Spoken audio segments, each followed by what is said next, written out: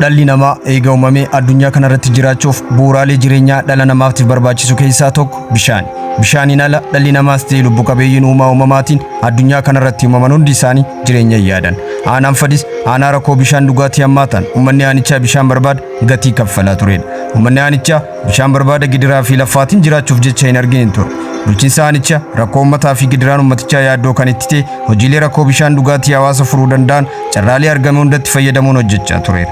Aanaan fadis fageenya teessuma magaalaa godinaa irraa kiiloomeetira 24 gara kibbaatti fagaattee argamti. Teessuma lafa aanichaa irratti hundaa'uun bulchiinsaaf akka mijatutti araddoota baadiyyaa 19 fi magaalota lamaan ijaaramtee kan jirtu. Baay'ina uummataa 180 olitti haammattee kan jirtu yommuu taatu teessuma lafaa fi haala qilleensaatiin amala gammoojjii fi gammoojjummaatiin aanaa hanqina roobaatiif saaxilamaa ooluudha. Bishaan dhugaatii qulqulluu aanicha keessatti argachuu fi waliin geensi bishaanii hojiin hojjetamaa ture. Gahaa ta'uu dhabuurra bishaan haroo kan rooba xiqqaa argamuun kuufame argachuuf uummanni kiiloomeetira 20 ol ganama ba'anii galgala galuun rakkoo hawaas dinagdee garagaraatiif saaxilamaa tureera. Asiyaaneeti hanqasaa afuriitti kobeelleeyne ijoolleen teenya daa'imni haadha luuytulleen hanqinaan miidhamaa jirti. Za'alama gad deemnaa za'alama ol deemnaa za'a furfaadha nu fudhatee jechuudha karaa kanatti bishaan barbaaduuf jechuudha. Loowwan faangaa osoo deemaniiti osuma oliyyaan osuma gayyaaniiti dhumaa turan jechuudha.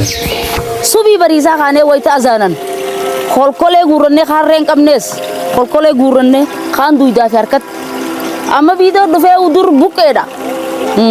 Ka buqqeentu yoo hufneen caccabtu tamataa asirra buutee waliin daakamtee duwwaa faa marseen sanirra kunne. Daa'imaa takka karaa qabamtee nama fuudhuu dhabaan karatti dirmatee hawaasni dhufee fuudhaa ture mana hakimaatti oofaa ture.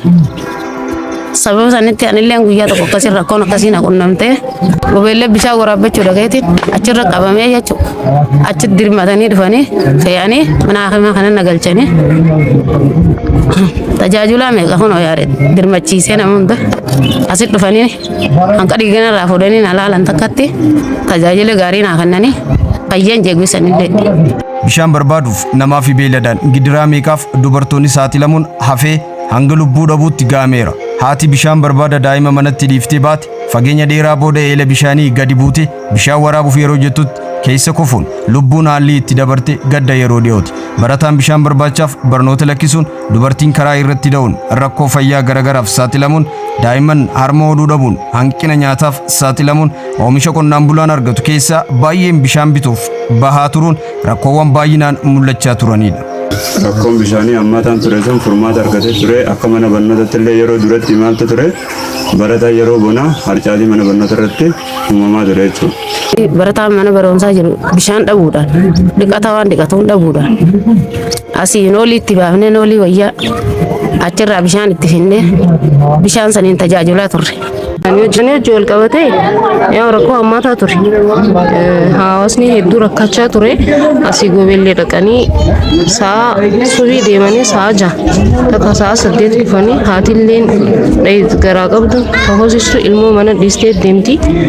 Hanga haati gobeellee kan dhayxee dhuftu daa'imni agabuu waa isii eegaa sababa sanitti hanqina nyaataatiin illee miidhamaa ture. Kabiraa dhukkuba daddarbaatiifis saaxilamaa ture. Keenya barataan gaafa ganama dhufu qulqullina isaa dhiqatee fuula isaa dhiqatee huccuu isaa miiccatee bifa miidhagaadhaan gara mana barumsaa kan dhufudha.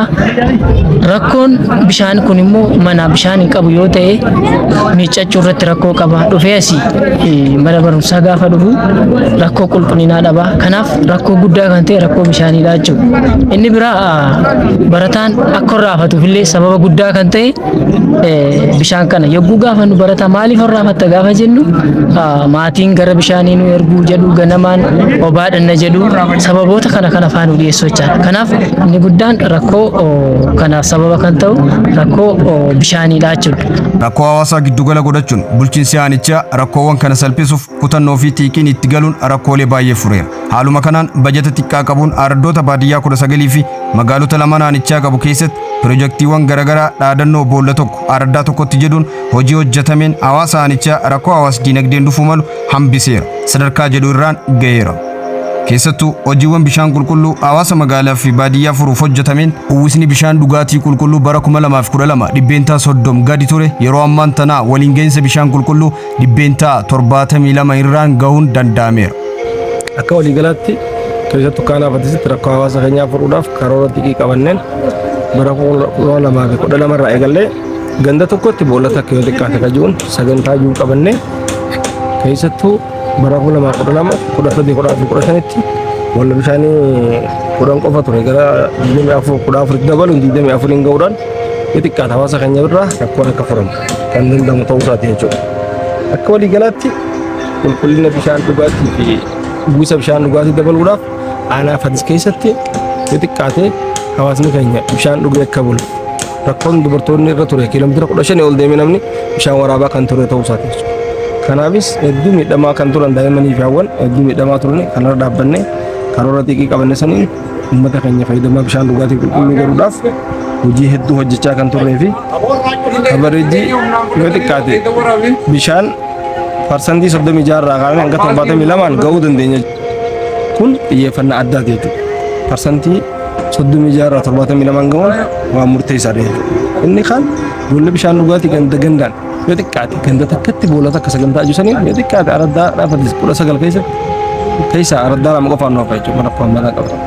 Kanaaf araddaa 17 magaalaa lamarratti xiyyeeffannaa addaatti kennuudhaan bishaan qulqulluu hawaasni keenya akka argatu godhuu dandeenya jechuudha. Kanaaf muuxannoon jiru muuxannoon bishaan ganda takkatti bishaan boolla takka ajusaniin xiyyeeffannaatti kennine hojjechaa kan jirruu fi hawaasa keenya mirkaneessuudhaaf qarshii miliyoona 100 olitti tilmaamu itti bahuudhaan dhaabbilee deeggartoota gaazexeessa mootummaarra miliyoona 100 olitti bahee manni keenya kun kabareejiin bishaan dhugaatii akka ol ka'u xiyyeeffannaa addaa mootummaan kennisan hojii keessa galchuun nutis hojii bareedaa hojjennee kan jiru ta'uu isaati jechuudha. Waliigalaatti kana fakkaata. Itti quufinsi hawaasaa fi rakkoowwan bishaan dhugaatii wal qabatee yeroo gara yerootti mul'achaa turan furamaa deemutti hawaasni haara galfii argachuun yeroo ammaan tana uummanni bishaan qulqulluu ganda isaatii fi fageenya kiiloomeetira xiqqaa akkasumas araddoota ollaatti akka argatu ta'eera.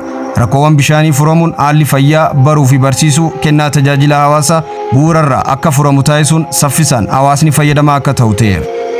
Amma if jala dhuun alhamdulillah rabbi galanni isaa ga'u if jala dhuun amma inuma amma nuti araddaa keenya tana raadhaanneeti bakka fagoon faan jiru nuti keenya soota waraabbanna biyya fagoo tannurraa galchaanneen amma rakkoon bishaanii hin qabnu alhamdulillah. Isa kanarratti amma rakkoo bishaanii kun akkuma hawaasni furametti mana barnootaa illee furmaanni argameefii jira. Boomballee mana barnootaa keessa galchinee fi barataa yeroo boqonnaadha gabbee dirree keessa deeman ture jechuudha.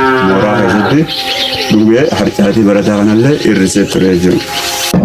Inni biraa nyaata barataa wajjin wal qabate jechuudha. Nyaata barattootaa as waan immoo shuuroo dhiyaatu wajjin illee wal qabatee yeroo garaatti akkatti yerootti hin taasifamneef illee sababa hanqina bishaan kanarraa kan ka'ee fi baay'ee rakkisaa ture jechuudha.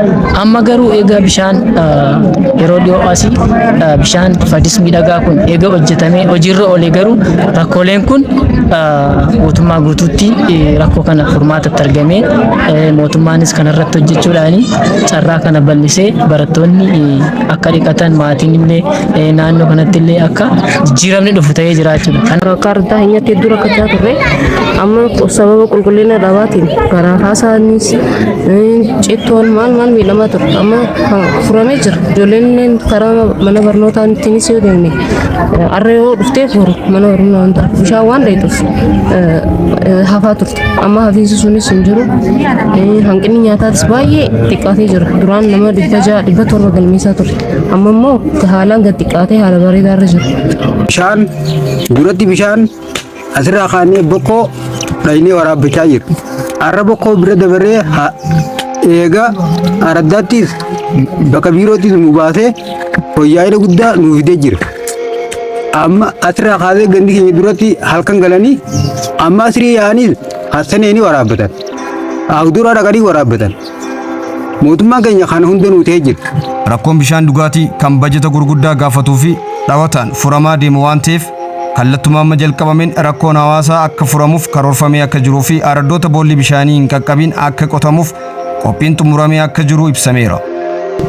rakkoo bulchiinsa gaarii hammaataa sadarkaa keenyatti gaaffii uummata keenyaa kan ture uummanni keenya yeroo baay'ee rakkoo bulchiinsa gaarii jedhanii akka nafadisitti akka hudhaa guddaa tokkotti keessaa kaasaa turan bishaanii jechuudha. Bishaanii wajjin qabatee aanaan badis hanqina bishaanii hammaataa qaba. Adda Qusay Dantii magaalaa keessatti rakkoon bishaanii bal'inaan kan jiru ta'uu isaa jechuudha.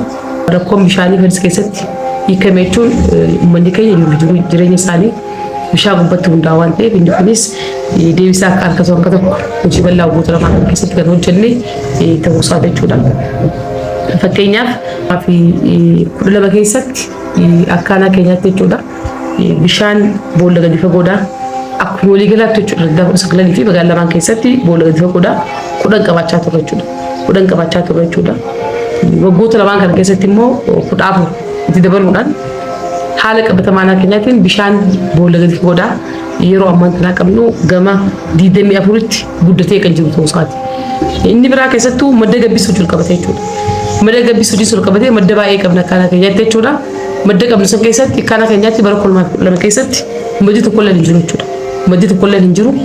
Isa kana qorannaa adda addaa gaggeessuudhaan iddoo kamitti bishaan gahaa argachuu dandeenya kan jiru san ilaaluudhaan waggoota lamaan kana keessatti madda sadii dabalee amma akkana keenyatti maddi sadii kan jiru ta'uusaa sirriitti kaasumaa fi inni biraa keessattuu birkaawwan adda addaa ijaaruu wajjin ol qabatee jechuudha. Hojiiwwan baafneekan wajjin qabatee birkaa ijaaruudhaan bishaan kana ammas immoo facaasnee iddoo hundatti akka uummata keenya dhaqqabu taasisuu keessatti bara 2012 keessatti birkaawwan 18 kan jiran ta'uu isaati. Amma immoo 19 dabaluudhaan birkaawwan 37 akkana keenyatti hojii kanaaf tajaajila kannaa kan jiru ta'uu isaati jechuudha. Inni biraa keessattuu boonoo bishaanii wajjin qabatee jechuudha. Boonoo bishaanii akkana keenyatti duraan 48 qabna jechuudha. 48 keessaa 65 dabalee jechuudha. Waggaa lamaan kana keessatti 65 dabalee dhibbata kaafi 13 tajaajila iddoowwan garaagaraatti baadiyyaa keessatti magaalaa lamaan qabu keessatti tajaajila kennaa kan jiru ta'uu isaa sirriitti kaasumaa fi akka waliigalaatti sarara ujummoota hojii sul qabatee jechuudha. Sarara ujummoota hojii sul qabatee sarara ujummoodhaa duraan kiiloomeetira 8 qofa qabna jechuudha. Akkana kanaatti kiiloomeetira 8 qofa kan qabnu har'ammoo kiiloomeetira 174 tuqaa 3 ol guddatee uummataaf tajaajila gahaa kennaa hojjechaa kan jiru ta'uu isaati. Akkoo kana yoo xiqqaate bishaan gubbatti yoo hojjenne jiru uummata keenyaa hanga tokko jijjiiruu dandeenya jennee akkaataa keenyaatti jalqabbii takka eegallee kan jiru ta'uusaa kaasumaaf.